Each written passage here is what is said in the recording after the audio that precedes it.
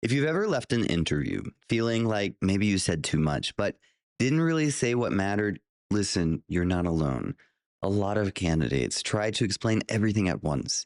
They hope that if they share the full story, the interviewer will see their value. But in interviews, you don't need to explain everything. You just need to plant the right seeds and help the interviewer connect the dots so they don't have a complete picture of who you are but a really good sketch. One of the biggest shifts that my clients make is this: they stop trying to tell everything and they start learning how to say what matters clearly, calmly, confidently, and strategically.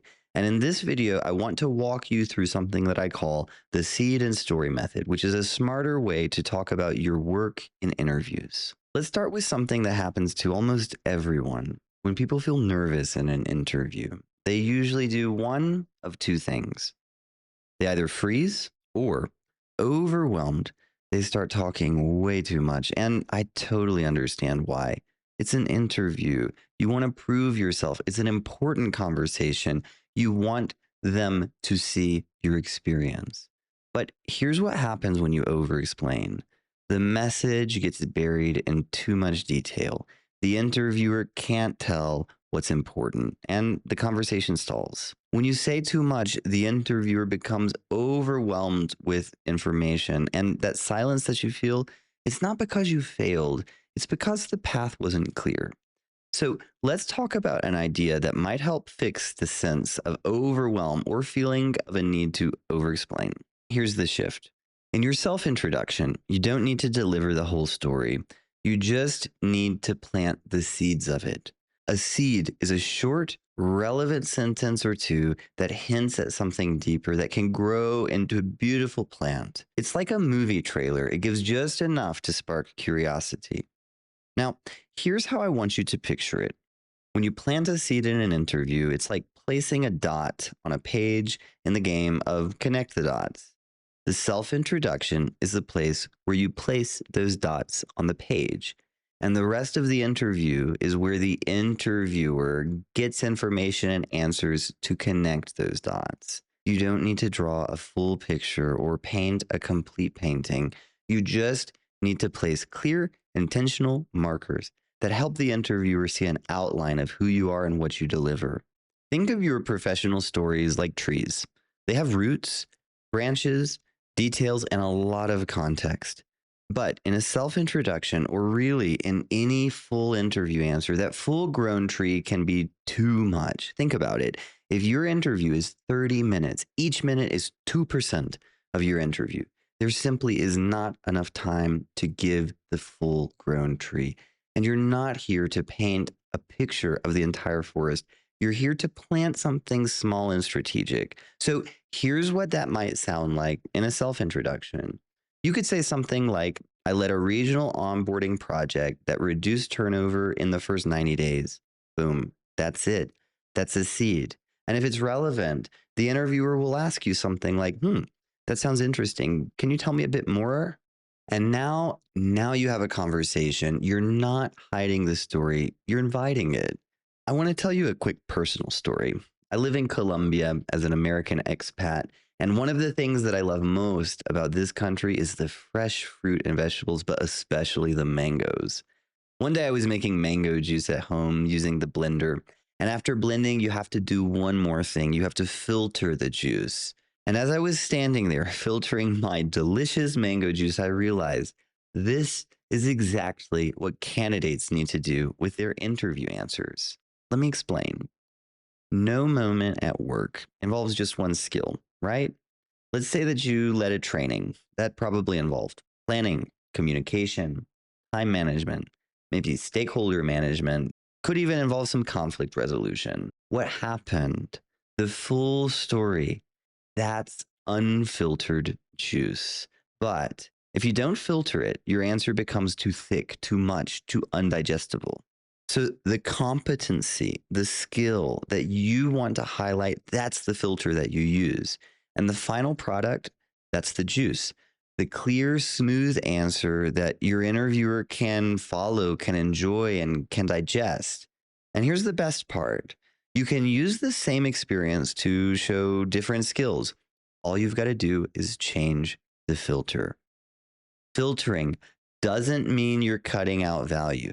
It means you're keeping the part that's best to absorb.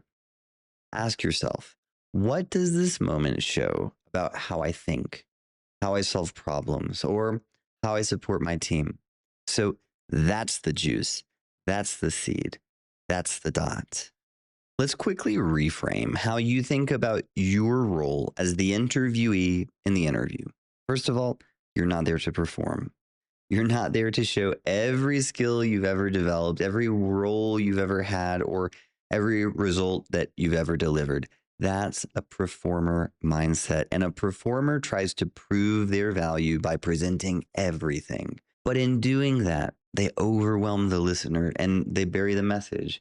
And often they leave the interviewer more confused than convinced. The strategist takes a different approach. A strategist filters.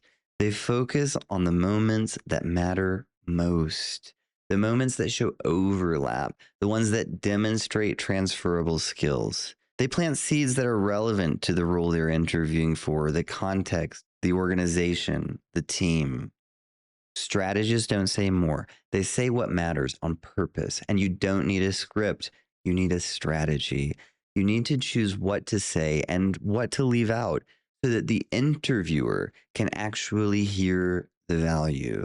And when you speak from that place, you sound confident without even trying. Because confidence isn't about quantity, it's about clarity. So say just enough to place the dot, let the conversation grow naturally from there. Now, this might sound simple, but it takes a bit of practice. And here's where a lot of candidates stop. They write good answers, but they don't ever say them out loud. They just have a massive database of possible answers written in paragraphs. And speaking is a completely different skill than writing. It's one thing to write clearly, it's another thing to say it naturally, calmly, without reading. And that's why I always say it's easier to say something the second time than the first. Practice identifying those seeds, those stories, those examples, and say them out loud, not memorized, not perfect, just spoken. The more you say them, the clearer they become and evolve. You could start with 3, 4, or 5 seeds that you want to plant. Practice them, not to perform, but to prepare. So let's bring this all together. You don't need to share every detail. You don't need to impress anyone with long stories. What you need is to plant seeds, to place clear dots on the page, and then trust that the rest of the interview is where those dots will be connected. Interviewers aren't looking for a performance. They're looking for understanding, for a picture, for a sketch. And that sketch starts with the seeds that you choose to plant. An interviewer can always ask you for more information, but never for less information. So if this gave you something to reflect on, give the video a like and subscribe if you want grounded strategies for interviews, especially if English isn't your first language. And if you're looking for one-on-one support to refine your message, plant the right seeds, and practice saying them clearly, check out the coaching options in the link below. You'll find tools, structure, and guidance to help you build the kind of clarity that interviewers trust. Thanks for watching and keep going.